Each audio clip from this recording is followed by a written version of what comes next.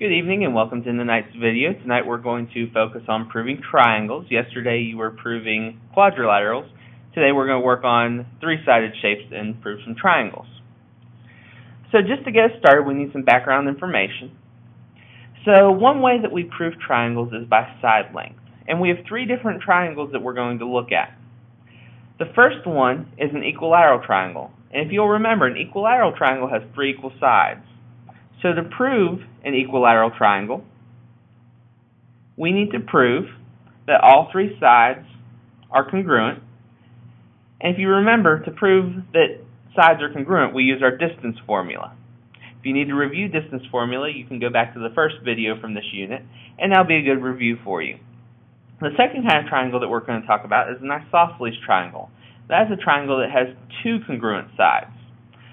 So to prove an isosceles triangle, we are going to need to prove that two of these sides are congruent, using the distance formula again. Our last situation is where we have no sides that are congruent. So we would have to have all three sides being different lengths, and we call that a scaling triangle. There's also one other kind of triangle that we're going to look at proving today, and that is proving a right triangle. If you remember, a right angle is an angle that's 90 degrees. So a right triangle is going to be a triangle that has exactly one 90-degree angle. Alright, if you remember, a 90-degree angle is formed by perpendicular lines. So we need to prove that two of the sides of the triangle are perpendicular to each other. And to be perpendicular, they have to have negative reciprocal slopes. That's what we talked about when we were writing equations for parallel and perpendicular lines the other day. So to prove a right triangle, we must prove that two of the sides of the triangle have a negative reciprocal slope. So let's jump into an example. We have triangle ABC, and it has coordinates 2, -3. It has a point at B, which is 5, 4, and a point at C, which is 2, -1. So the first thing that I've done is I've gone ahead and graphed this on my coordinate plane that was provided. I've labeled my vertices as A, B, and C, and I've also gone ahead and put in the ordered pairs. That's going to help me when I come down and make a table, similar to what we did last night, in just a minute. So we're going to look at the same two things for classifying triangles that we did with quadrilaterals. We're going to need to find the length of each side, and we're going to have to find the slope of each side. So I'm going to come down to my chart, and I have the same columns I had yesterday. Notice this time, though, I only have 3 rows because a triangle only has 3 sides. So the first thing I want to do is I want to label what each of these sides are going to be. If I just go around the triangle, I'm going to have side AB, I'm going to have side BC, and then it's going to come back around to CA. And just so I have these to work with when I am doing my calculations, I'm going to go ahead and put in the ordered pairs for these, just like we did yesterday. So I have -2, 3 for point A and 5, 4 for B. I'm going to come down to the next line. I'm going to have 5, 4 and 2, -1. And then I'm going to have 2, -1 and -2, 3. Now, I'm going to do the first example with you guys. I'm going to go ahead and work the distance for side AB. So I'm going to plug in to my distance formula. I'm going to have my x2 minus x1. Remember that two negatives become a positive, and that's going to have to be squared, plus my y2 minus y1 squared. So if I look at this, this is going to be the square root of 7 squared plus 1 squared. 7 squared is going to be 49, and 1 squared is going to be 1. Add those together, we're going to get 50, so I'm going to have the square root of 50. Now, I'm just going to leave it as the square root of 50, because as I simplify the other ones, I'm going to find that I can still compare them even without getting a decimal. For example, I know that the square root of 50 is not going to be equal to the square root of 37. But if I get another square root of 50, I know that that side is going to be the same. Now, if we look at slope, we're going to do our slope formula, y2 minus y1. So 4 minus 3 over 5 minus a negative 2.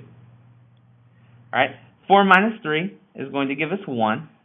And 5 minus a negative 2 is going to be the same thing as 5 plus 2, which is going to give us 7.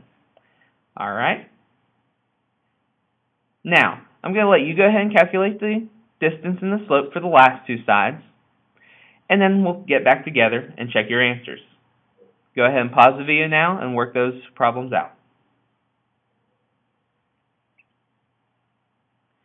Alright, so if you did your calculations correctly, for BC you're going to find that you had a side that was the square root of 34, and that CA was going to be the square root of 32. When we come to our slopes, for BC, we had 5, 3, or 5/3, and we had 1 for our slope for CA. Now, thinking about the ways we classify these, we're first going to look at the sides to see how many do we have the same. So we have a square root of 50, a square root of 34, and a square root of 32. Since none of those distances are the same, we are going to say that this is a scalene triangle. Now, if two of these had come out to be the same, we would have said it was isosceles. And if all three of those matched up together, then we are going to say that it is an equilateral triangle. But since all three of these are different, we have to go with scalene. Now, to look for the slope, we're going to tell whether it's a right triangle or not. Remember, to be a right triangle, they have to have sides that are a negative reciprocal slope. Just a reminder of what a negative reciprocal slope is.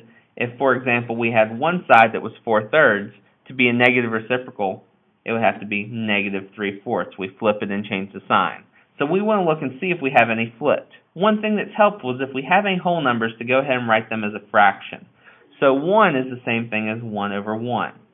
Now if I look at 1/7, 5/3, and 1 over 1, I don't have any that are flipped.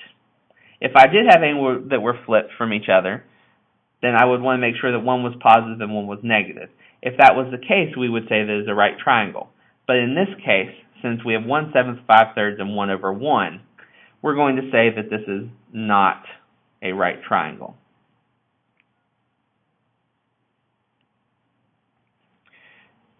As far as our justification goes, for scalene, we knew it was scalene because we had no congruent sides. And we knew it was not a right triangle because we have no opposite reciprocal slopes.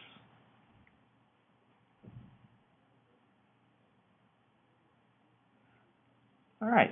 If you have any questions, feel free to stop by in the morning and see Ms. Blaylock or I. We'd be glad to help. All right, just a short little addendum to the video. I realized that chart might have been hard to see because it was a little small in the paper. So I just wanted to give you a chance to see what I had in my chart in case you had not known what a number was or had trouble seeing the number. So if you need to double check your chart that we made in the video, you can go ahead and take a look at this little chart here. Thanks.